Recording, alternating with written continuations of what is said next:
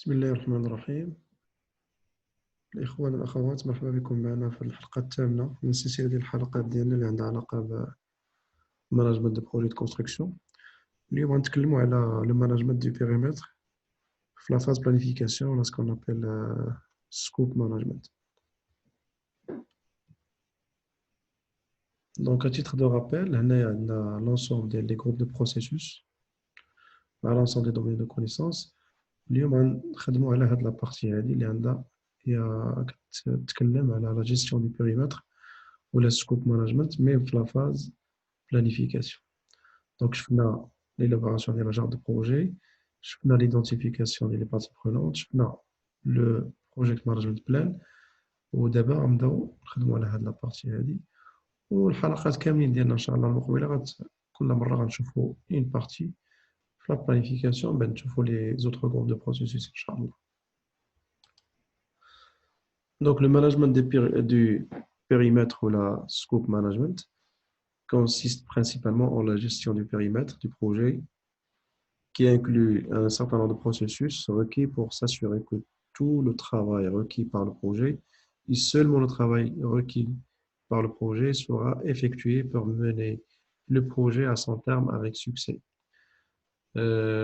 La gestion du périmètre du projet porte essentiellement sur la définition et la maîtrise de ce qui est inclus dans le projet et de ce qui n'est pas inclus dans ce projet. Donc, l'ensemble des groupes de processus qui concernent ce domaine-là. Donc, la première partie, c'est la planification et la gestion des périmètres. La deuxième partie, c'est la collecte des exigences.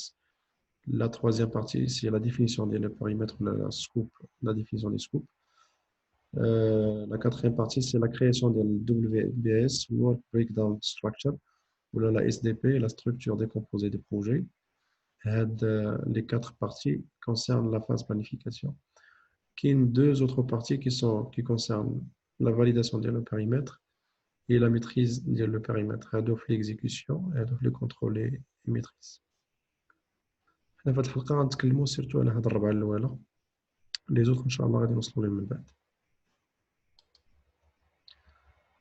Donc à titre de rappel, le groupe de processus de planification, c'est l'ensemble des processus qui seront exécutés pour déterminer la portée totale de l'effort défini, plutôt de l'effort, définir et affiner les objectifs et développer la ligne d'action à mener pour atteindre ces objectifs. Donc, principalement, il y a de la colonne, le tableau qui récapitule l'ensemble des processus, les domaines de connaissances. Là, on a quelques concepts qui concernent la gestion des scopes ou la gestion des périmètres. Donc, il y a tout ce qu'on appelle le contenu des produits, ou là, les périmètres de produits. On définit exactement le produit. Là, on va construire une villa. Donc, le produit en lui-même, c'est une villa. Donc, on doit définir la hauteur d'ILA, le nombre de chambres,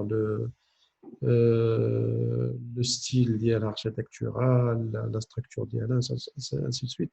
Donc, on définit les propriétés d'ILA de produit. On définit le produit par ses propriétés et par ses paramètres et par ses caractéristiques.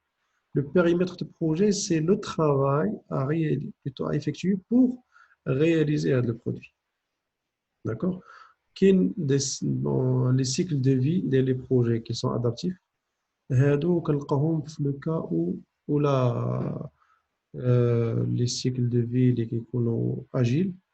هنا في لي بروجي اللي ما كنعرفوش اكزاكتومون لو بيريمتر ديالهم ولا ليفوليسيون ديالهم et on évolue en fonction des données qu'on va trouver. Généralement, en génie civil, c'est rare qu'on trouve ce genre de projet parce que les coûts sont très importants. On ne peut pas s'aventurer un projet, mais plus ou moins fin des notions. Quelques cas, quelques parties d'un projet qui peuvent avoir le caractère d'un cycle de vie adaptif.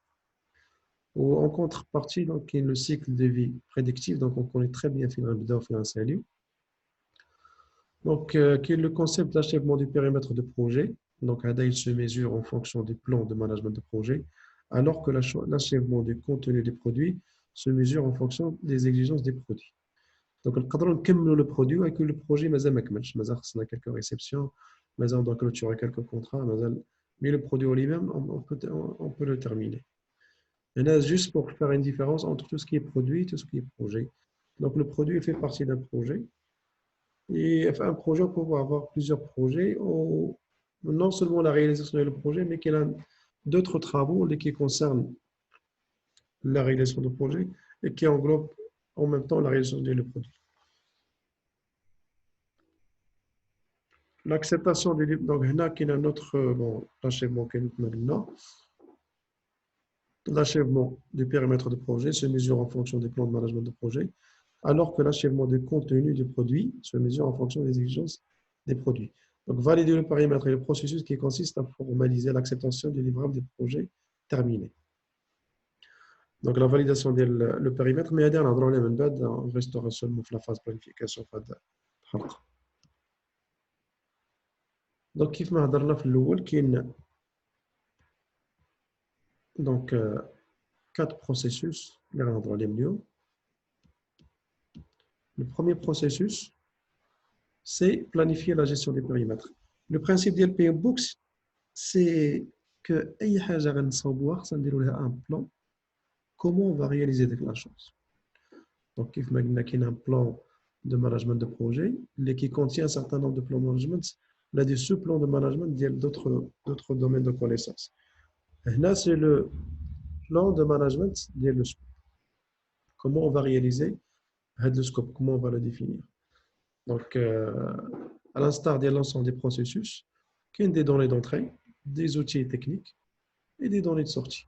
Les outils techniques, je vous promets, Inch'Allah, c'est très riche. On ne peut pas les détailler dans les vidéos. Mais on va chaque outil technique, de quoi s'agit-il, ou plus ou moins l'utilisation.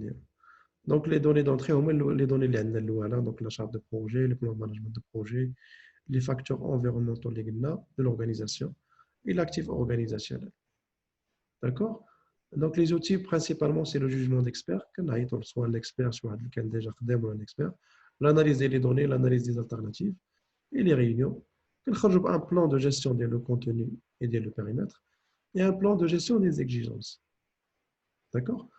Le processus, donc, planifier la gestion des périmètres est le processus qui consiste à créer un plan de gestion du périmètre qui documente la façon dont le périmètre du projet et le contenu des produits sera défini. Valider et maîtriser l'intérêt principal de ce processus est qu'il fournit les directives et les orientations de gestion des périmètres tout au long du projet. Donc, maintenant, c'est un plan. Nous les phases pour la définition le contenu.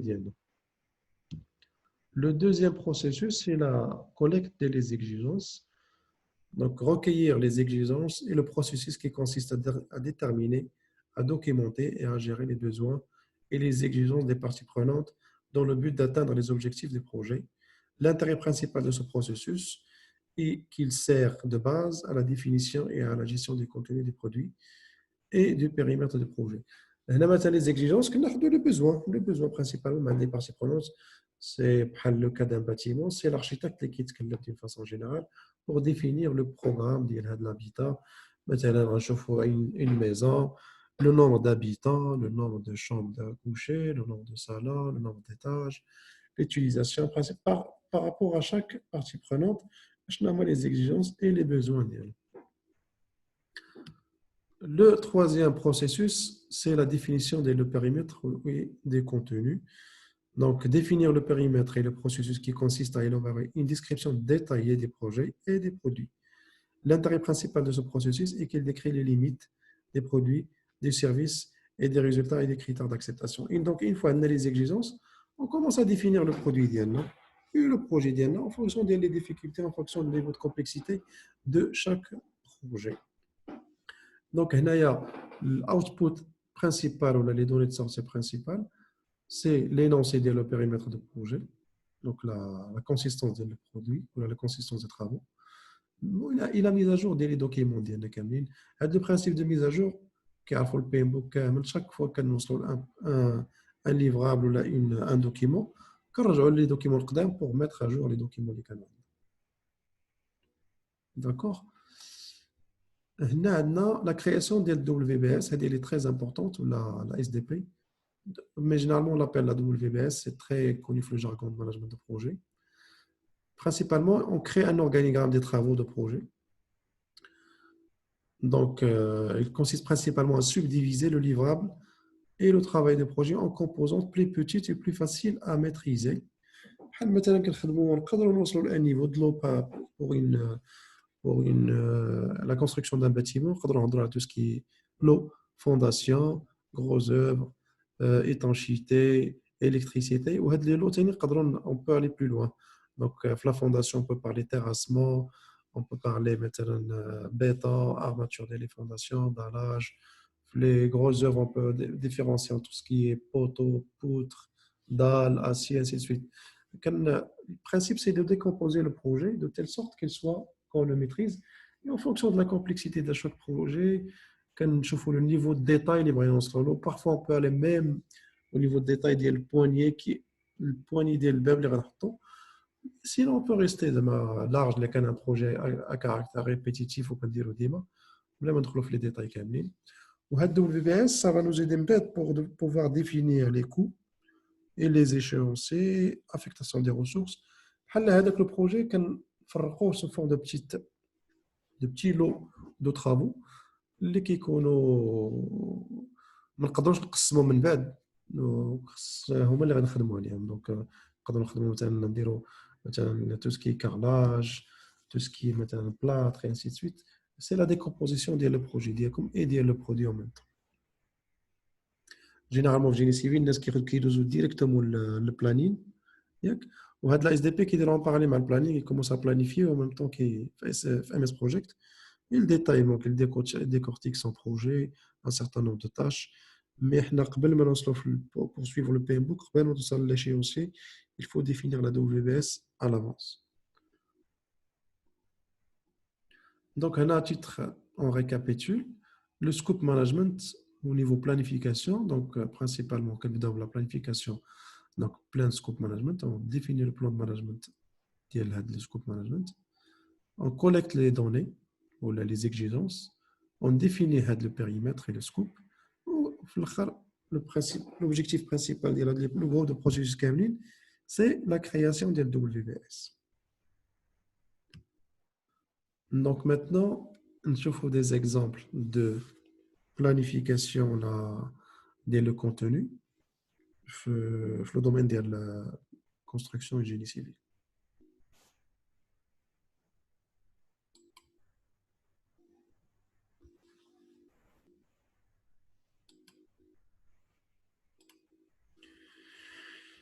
Donc, c'est le plan de management des contenus. Donc, plutôt l'input, les données d'entrée, les outils techniques et les données de sortie. Le plan de management des contenus fait deux données de sortie, fait le plan de management des contenus et le plan de management des exigences. Donc, l'input, quand on a la charte de projet, les déjà les facteurs environnementaux, les lois et réglementations en vigueur au Maroc, les règlements d'exploitation, quelques lois. L'actif organisationnel de l'organisation, tout ce qui est normes, ISO, les systèmes de management, de la qualité, les systèmes de management de l'environnement, les règlements internes des achats, le système de management des ressources humaines, les expertises dans le domaine du management de projet, les outils techniques, soit les jugements d'experts, les consultants, les jugements d'experts, donc soit un ancien manager de projet qui a déjà travaillé sur ce projet, le cas d'un manager de projet, les techniques les سمعنا le brainstorming et les réunions. فهاد les techniques et les outils نقدروا نستعملوا هذا كيف ما نقدروا نستعملوا plusieurs en fonction des besoins ديالنا. هنا le plan de management de projet ديالنا عندنا وجدنا donc كنشوفوا كل processus comment on va le réaliser. مثلا نشوفوا la SDP ou la WBS comment on va le réaliser. Donc une fois la SDP est réalisée, l'équipe de projet est responsable de son approbation et sa mise à jour. D'accord. Le mode de fonctionnement pour le gérer le contenu. Et on a le plan de management des exigences. Comment on va gérer l'exigence?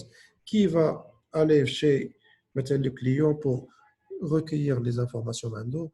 Qui va consolider les données? Qui va analyser les qui va hiérarchiser les.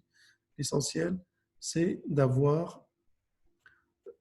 ou là, de définir clairement qui doit faire quoi exactement et comment on va faire chaque chose. Qui est un outil très intéressant pour la gestion des exigences, c'est la matrice de traçabilité des exigences. Donc, l'exigence, le numéro d'IA, la description d'IA, l'opportunité d'IA, le but ou l'objectif par rapport le business d'IA par rapport au client, développement du produit et les tests à réaliser. C'est une première phase pour tracer d'une façon claire l'ensemble des exigences et qui demande des exigences principales en fonction des parties prenantes les dans le projet. Donc, le deuxième exemple, c'est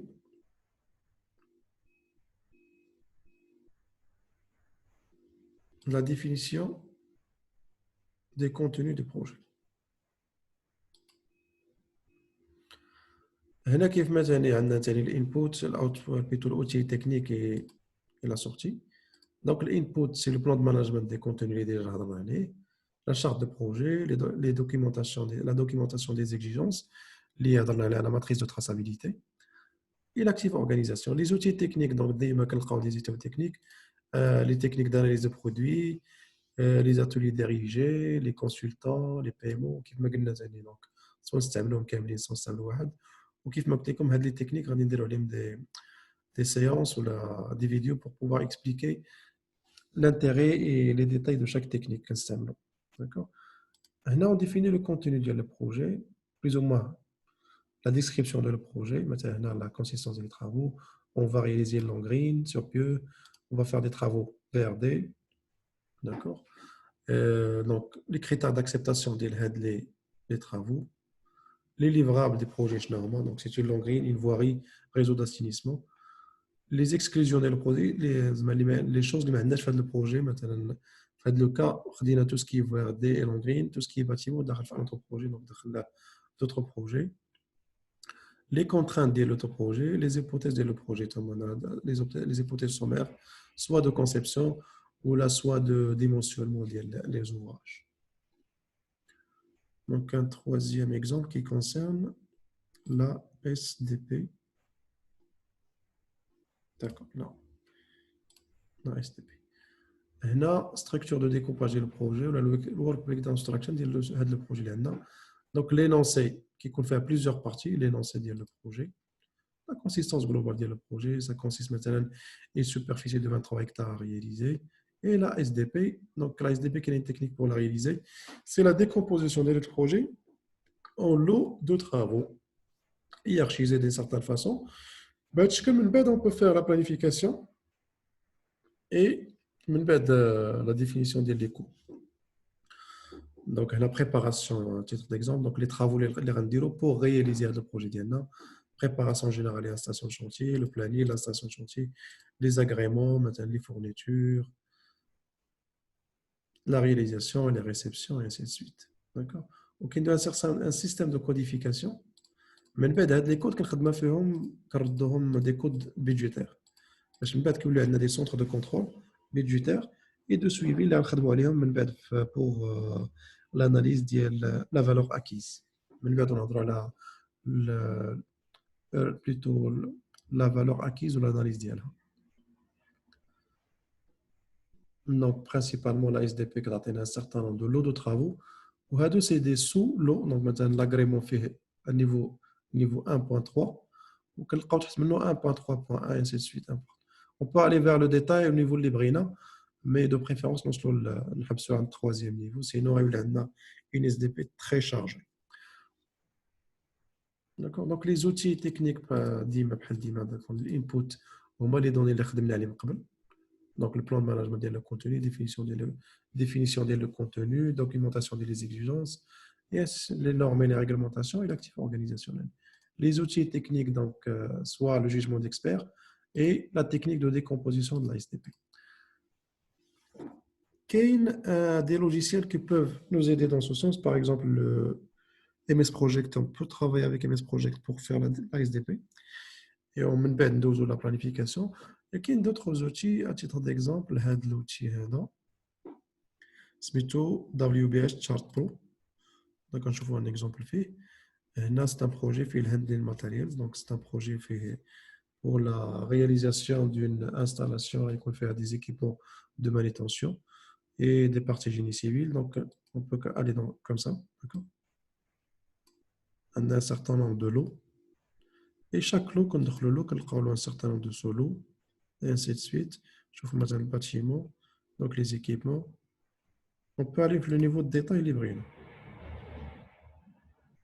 On dirait sous forme d'organigramme. D'accord. هذه من بعد كتسهل علينا لي لود طرافو كون بعد كنديروا لي لود بلانيفيكاسيون كون on peut aller voir les coûts de chaque chose les ressources affectées à chaque lot de travaux comme ça on a la SDP ديالنا sous forme d'organigramme.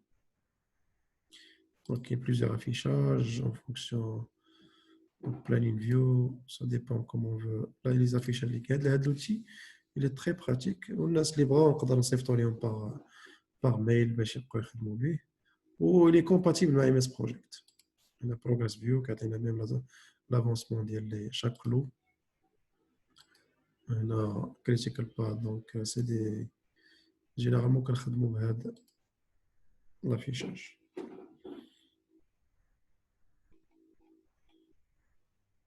D'accord. هنا donc كتساهل الحلقة ديالنا كنكونوا تكلمنا بصفة عامة على هذا le groupe de processus ديال management du contenu. Les à titre de rappel, donc le scope management ou le management du contenu. Donc on planifie comment on va gérer le contenu. On collecte les données, on définit le scope et on crée la WBS.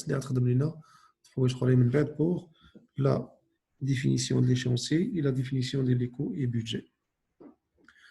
Donc كنشكركم على المتابعة ديال هذه الحلقة. واللي عنده شي سؤال ولا بغى شي حاجه بارتيكولير il peut me faire un commentaire ولا يصيفط لي un email. En même temps الا بغيتوا تساهموا معنا تقدروا vous pouvez inviter vos amis à suivre la chaîne ديالنا sur YouTube. وشكرا على التتبع ديالكم ديال هذه الحلقه.